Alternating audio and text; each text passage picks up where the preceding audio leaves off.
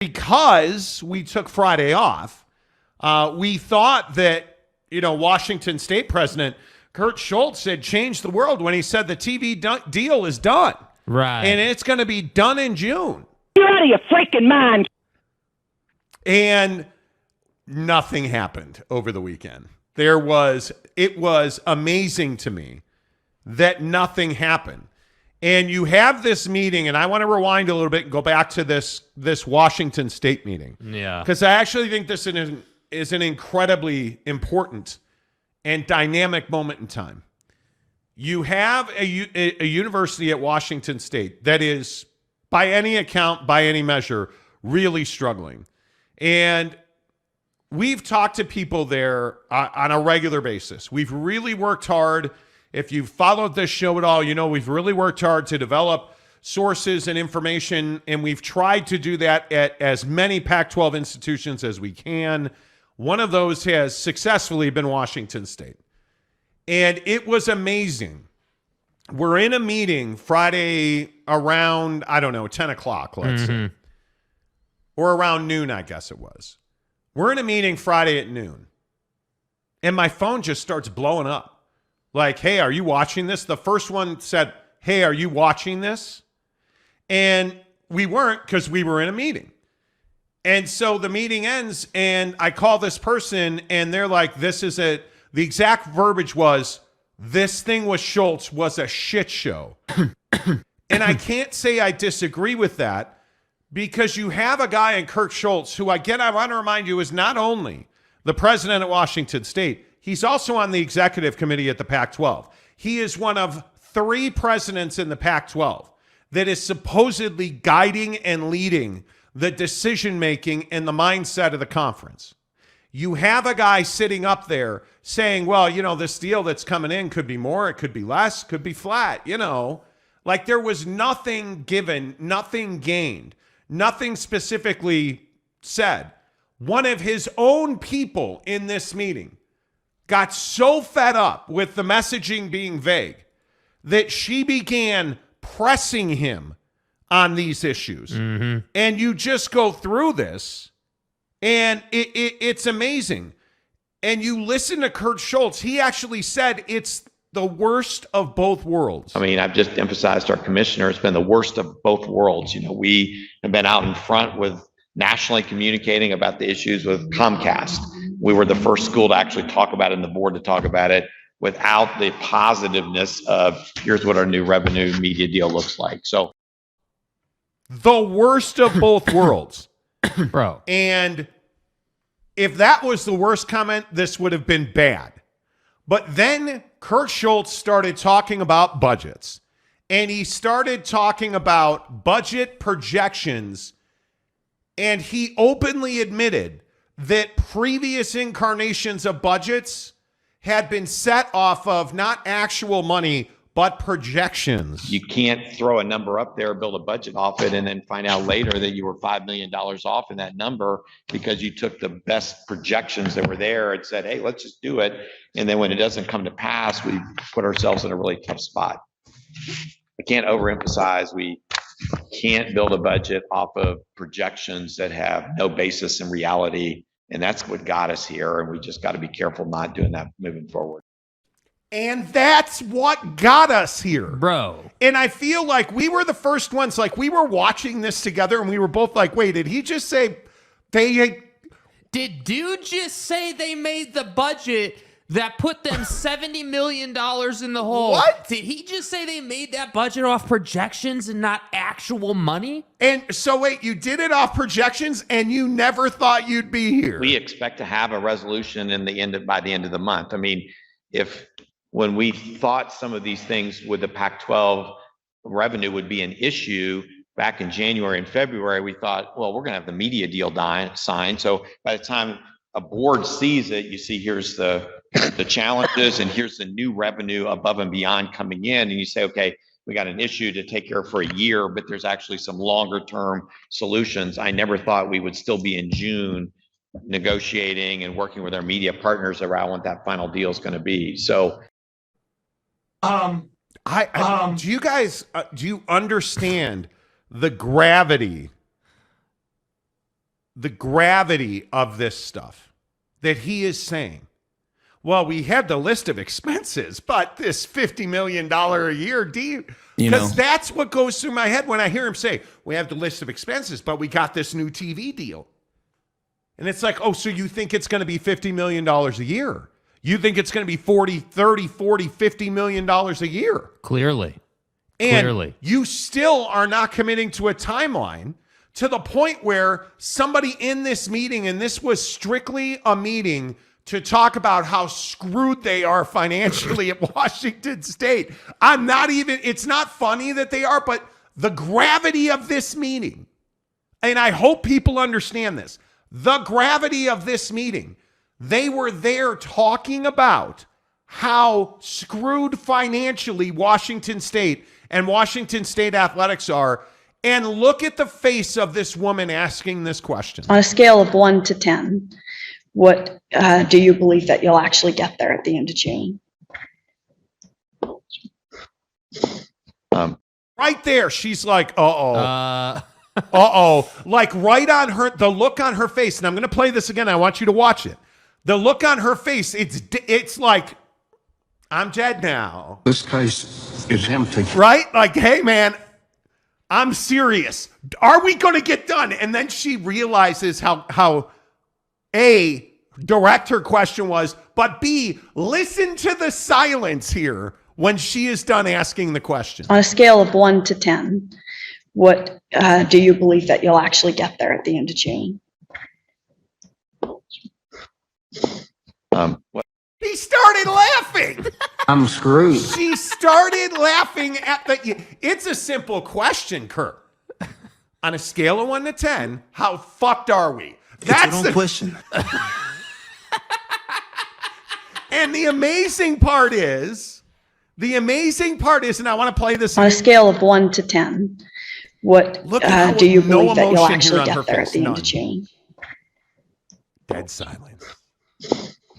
What? Who are you talking to? No, sorry. Sorry, moment of levity. Anyway, Yeah, I'm just trying. Yeah. Because, it would, it's kind of been a little bit of like I know. Groundhog Day. And that's why I don't like to talk to the media about this, because I already said I think it's imminent, and it's been imminent, for 3 months. I put it. Oh my God. Dude, what are you doing? Oh my bro? God. What are you doing? So let me get this right. Really good direct question. Chuckling at the silence, and then he didn't have an answer, so he's like, oh, are you talking to me? Well, who the fuck else am I talking to? Guy, you're the authority in the room. Like, who else am I talking to? You're the president. I don't know. I don't know if I don't know quite. I don't quite know how to answer that, to be honest. You're the president of the university, and you're on the executive committee. What do you mean? What do you mean? On a scale of 1 to 10, are you talking to me? Do you believe that you'll actually get there at the end of June? No emotion, dead silence.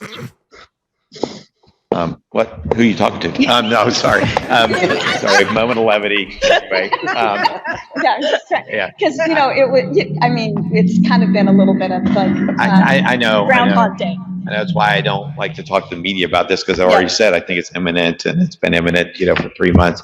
I put it at probably to a 7. She said, well, I hate to ask, but it's been Groundhog Day, meaning you've said the same thing over and over and it hasn't happened. Hey, it's coming. It's going to be tomorrow. Nope. Going to be the next day. Nope. Going to be the next day. Nope. Going to be a month from now. Nope. Like, she's making a Groundhog's Day joke. Back to the envelope calculations. What? And Dude. you're broke. Dude. And you are financially leveraged to the point where you can't hire and you can't spend new money. And you're counting on this new TV deal to bail you out. And I can tell you, and I tweeted this, go back to my Twitter on Friday, I tweeted this. The academia at Washington State is furious about this. Ain't ducking no smoke. They are, I tweeted on Friday, the faculty remains steadfast. The athletic budgets need to be cut, and there's real concern about the viability of the athletic program on the whole if the PAC payout does not increase significantly. That's where Washington State is. And Jake, I don't know. We sit here and we joke about this. Yeah. But I actually don't think it's, on its face, it's funny because of the way he answered and she asked, and that's your staff member saying, hey man, you've told us this repeatedly and it's never happened. So I'm just asking you point blank, do you really think this is going to happen? Is there this lifeline you've been promising for months and months? Is that actually, because that's what the question is. And I'm going to play it unedited. And I'm going to play it uninterrupted. Now that you've seen it and you understand, listen for her Groundhog's Day comment and listen to how she said it and where it is in the conversation, because you'll notice she's going to say, hey, on a scale of 1 to 10, dead serious, on a scale of 1 to 10, how confident are you that this TV deal comes in? No emotion, dead silence. She laughs. He jokes and she says, well, it's actually been Groundhog's Day. That's why I'm asking. On a scale of 1 to 10, what do you believe that you'll actually get there at the end of June? Who are you talking to? No, sorry. Sorry, moment of levity. Right. Yeah, because it would. It's kind of been a little bit of like I know. Groundhog Day. And that's why I don't like to talk to the media about this, because I already said I think it's imminent, and it's been imminent, for 3 months. I put it at probably to a 7. So, dude, yeah, this is they're on the brink at Washington State financially, but I think the reason that this is so significant is there's no fixing this, and there's this idea that because the mouthpieces in this league have been, talking about, hey, the grant of rights. You'll remember John Canzano last week,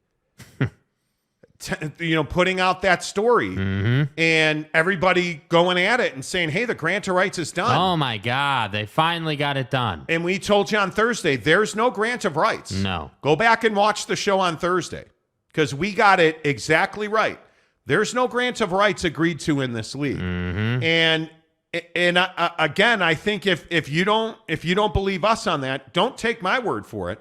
President Robbins at Arizona, he's the one you should believe here. When I landed, I saw some reporter said, "Is this true?" And it was a tweet from one of the other reporters saying the deal with the Pac-12 is done. Details to follow. And so my answer was, I've not been informed about any of the information in this tweet. Dude. Uh-oh.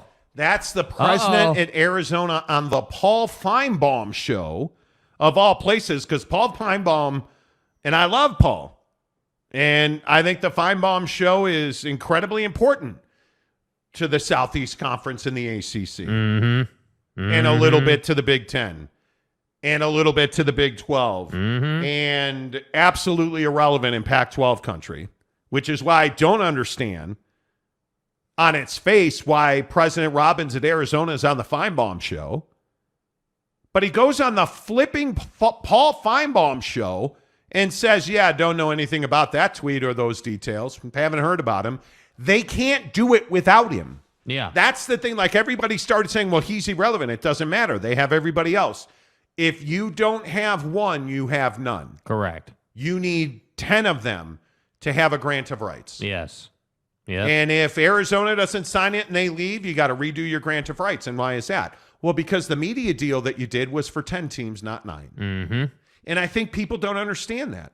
And I think that's why, you look at this news and you look at this stuff, and I think it's very much what you've said. I feel like this whole stunt with Canzano was just to stem the tide of negativity. Yeah, that was it. I felt like the Canzano situation was a media play. It was, hey, we gotta flip the media cycle kind of on its face here, on its head, if you will, and we have to find a way to get more positivity about our conference into the media cycle. And what better way to do that than to give some information, obviously not accurate information, to John Canzano. And again, I'm not trying to make it personal with John, but this to me is pretty black and white. It's pretty definitive. There's not a lot of gray area here. It was reported by you on your Twitter and in your story that they had a grant of rights, and they very clearly do not have a grant of rights. Like, I just don't like. There's just no way around that. And so, I think that happened late last week, and then obviously the Schultz situation, goes down, and now we're left here talking about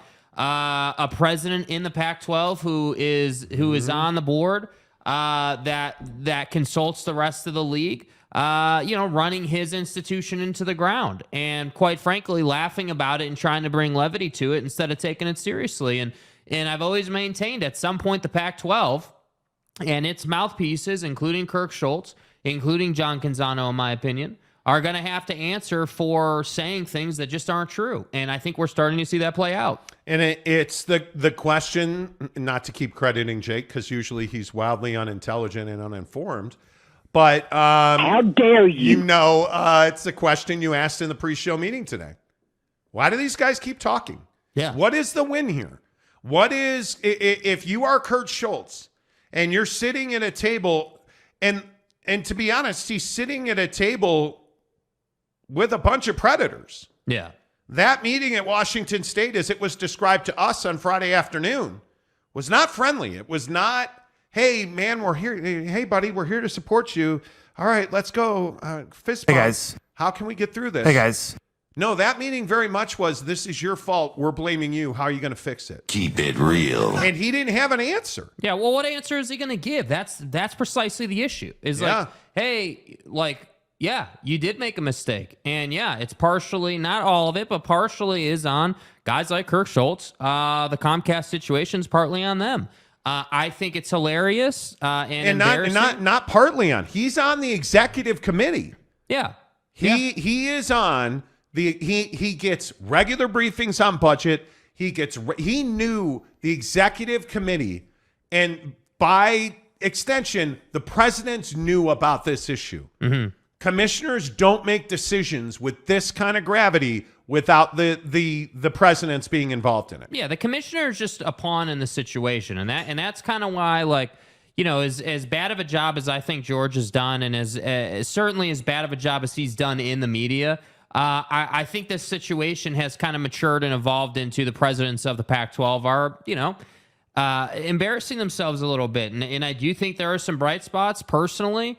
I think Taylor Randall's done a great job at Utah. Phenomenal job. In being positive. I mean, we've been told through our sourcing that he's tried to be a positive voice. I'm going to keep saying that I think President Kase up at Washington has done an amazing job, has resisted the urge to say anything, has flown under the radar, has not spoken, done a great job. I think, Oregon obviously is doing fine. I look around at the people who are talking, and it just feels like they're talking because they want to talk, not because they need to. But the hardest part about all this is these people talk to each other daily.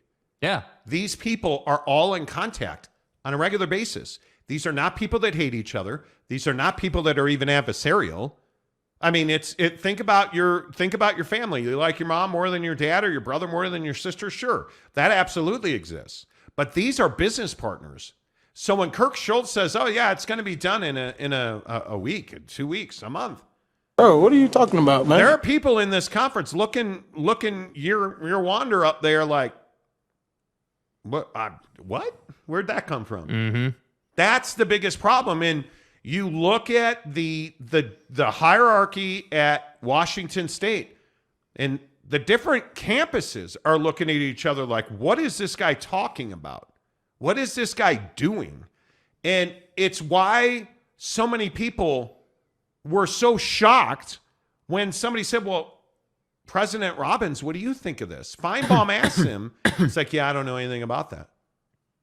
The question was, do you have anything to add to the Pac-12 TV deal situation right now?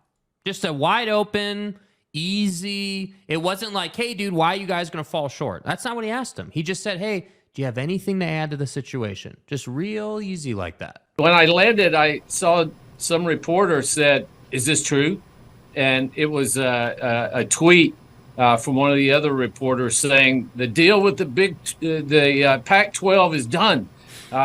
Details to follow. And so my answer was, I've not been informed about any of the information in this tweet. Ooh. Man, that's a kick in the balls. The other thing that I think is so interesting is this idea that Apple's going to swoop in with a $300 million a year contract. And, we've tried to do there's clearly been a shift in the momentum and in the tenor of the conversation around this Pac-12 media rights deal. Because in talking to people over the weekend and today, nobody thinks that there's a white knight coming with $300 million a year. Mm-hmm. But there seems to be a belief that streaming now is going to be the most prolific part of this deal. And I think one of the things that's really scary about that is, can you get a grant of rights on a deal that is between 70 and 100% streaming? And I don't think you can. I don't. I think President Robbins is a really interesting figure in this because he does not believe that Tier 1 rights should be all streamed. Mm-hmm. Your best games, your most important games, your Oregon Washingtons, your Washington Utahs, your SC Utahs, those big games. Yeah. And who knows what the schedule looks like a year from now. But if you think about the biggest games in the conference this year, any involving Oregon, Utah, USC, or Washington, they're going to tell you none of those should ever be streamed. They should all be on ESPN or ABC. Yeah. And I think that's going to hold true. And so I think if you come back and say, hey, all of our Tier 1 and Tier 2, our first and second best games, those are going to be on Apple TV. I don't think you're getting a grant of rights out of that. I don't. I don't think you are. And again, I want to make this really clear. There is not a grant of rights agreement in the Pac-12. In any way, shape, or form, nothing has changed on that since Thursday. You will not have one, in my opinion, member of this conference agree to a 100% streaming deal. Yeah. I don't think any of them would. And it's the same thing I've been telling you for 4, 5, 6 months. If they were going to do that deal, it would have been done, and it would have been with Amazon. It would have been done already. And this is the hard part about, hey, the Brinks truck is coming. They're backing it up. Beep, beep. Like you hear the backup, the beep. Yeah. Well, if that Brinks truck was coming, wouldn't it have been here already? Guys, we're in June now. It's June 12th. Man, Father's Day is next weekend. Are you telling me that if somebody had a $300 million deal, and again, back to Kurt Schultz, I know the optics, because you can't lay people off and hire Pat McAfee for $150 million in the same week like they did at ESPN. But am I wrong? And as everybody I've talked to, probably 4 or 5 people have said, listen, man, we know the numbers. Like they know that it's around $20 million a year. Yeah. So again, this idea that, hey, all of a sudden we're gonna wind up with a deal that's going to be $32 million a year. Okay, well, if that happens, I will be shocked. Because I talked to people today who said it's $20 million. We believe it's and I believe the number is $19.9 million per school per year. Mm-hmm. What else I don't know how you surpass that. And again, I don't have a dog in the fight. We on this show, I think you guys know, we talk pretty much right down the middle on the Pac-12 and the Big 12. Mm-hmm.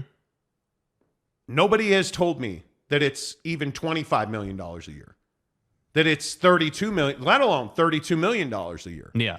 And everyone in this conference to a man has said 100% streaming deal will not get you a grant of rights with even. I don't think any member will agree to that. Well, yeah, not a single one. And I think it's little league material. I don't think the world is yet ready for a 100% streaming deal. And I know MLS went to that, but the Pac-12 is not in the situation that MLS was in. And I think that, the Pac-12 schools and member institutions need to have a way to make a bunch of money on their sales inventory. You have to have that. You have to have the ability to dig yourself out of a $70 million hole. If you're Washington State, let's say, I just don't think the world at the corporate level is ready to be like, yeah, we're going to be all streaming. And, I on one hand can see the logic in it. Hey, we're the Pac-12. We're going to innovate and we're going to go all streaming and we're going to be that conference. We're still going to be a P5, but we're going to do it a little bit differently. And I would respect that. That's fine. But I just don't think they are particularly in a position to go all streaming right now. I just don't think they are. When you have a cash windfall like that, I mean, that's life-changing for you, right? Like if you were getting $300 million a year, trust me, they would announce this deal already. But when you're struggling for money or you're not making the money you want to make, you got to get to trydaytrading.com/Monty. To me, that's what's going to save the PAC. The presidents. Yes. Trydaytrading.com/Monty. You guys, have you been there yet? Before we get to your comments, real quick, pull it up on your phone. Trydaytrading.com/Monty. I'm telling you, stop hating your boss. Stop hating the fact he made you come back to the office. Stop hating the job you do. Stop hating your credit card debt. Stop hating the fact that your neighbor drives that brand new car that you wanted or takes his family to Disneyland when you wanted to do that, and start living the life that you have worked so hard for, that you have dreamed about. And you can do that at trydaytrading.com. The best news that I have heard in some time as a stock guy, which I am, is that the bear market is done and we are back in a bull market. And what that means is we are climbing again. My portfolio is doing quite well right now, but it's because I know the experts at trydaytrading.com. We know people on a daily basis who day trade as a side hustle. Hey, I love it. Keep your job as a recruiter. Keep your job as a manager. Just make sure that you're day trading on the side and you can make hundreds of dollars a day. If I said to you, hey, did you make $1,000 today? Oh, you didn't, and you hate your job? Trydaytrading.com/Monty.